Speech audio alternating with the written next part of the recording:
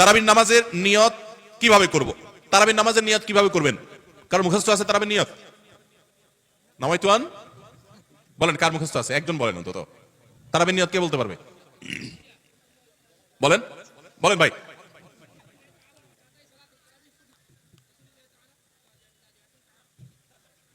মাশাআল্লাহ মাশাআল্লাহ, এবারে পুরস্কার দেওয়া উচিত। বসেন, আপনি অনেক কষ্ট করে মুখস্থ করছেন। তুমি বগুড়া সদর লোক ভাই? কালু কাহালু। আচ্ছা ভাই, তারাবির নামাজ বা যে কোনো নামাজের নিয়ত জরুরি। নিয়ত ছাড়া কোনো আমল হবে না। কিন্তু নিয়তটা হলো মনের ইচ্ছার নাম। নিয়তটা কিসের নাম? আমি ভাইকে দিয়ে নিয়তটা কেন শুনছি সেটা আপনারা জানেন? জানেন না আপনারা। আমি ওনাকে দিয়ে কেন শুনলাম বলেন তো?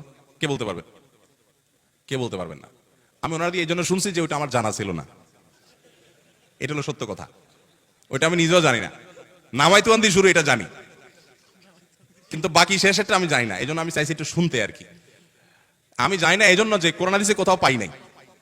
এখন ভাইরা কেউ পাইলে তো ভিন্ন কথা, আমি কোথাও পাই নাই। এই নিয়ত মুখে এরকম গদবাদা উচ্চারণ করা, হ্যাঁ এটা পাইছি আমরা ছোটবেলা বগদাদি কায়দায়। বগদাদি কায়দা এটার জন্য কত মাইদ্যরে হয়তো খাইছি, পাইয়া তখনই ভুলে গেছি।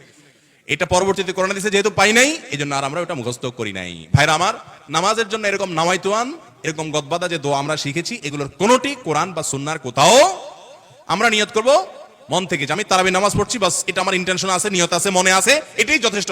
মুখে উচ্চারণ করা জরুরি না, এবং মুখে উচ্চারণ করা এটা সুন্নাহও না। নবী সাল্লাল্লাহু আলাইহি ওয়াসাল্লাম শেখানো না এটা আমাকে। ইবাদত করতে হবে তার পদ্ধতিতে। কোনো হাদিসে যদি উৎসাহ দেওয়া না থাকে, আমি কেন সেটা করতে যাব, কসরত করতে যাব? তবে হ্যাঁ, নিয়তটা হলো অন্তরের ইচ্ছার নাম, সেটাই যথেষ্ট। আলাদা মুখে নামাইতুয়ান পড়ার দরকার নেই।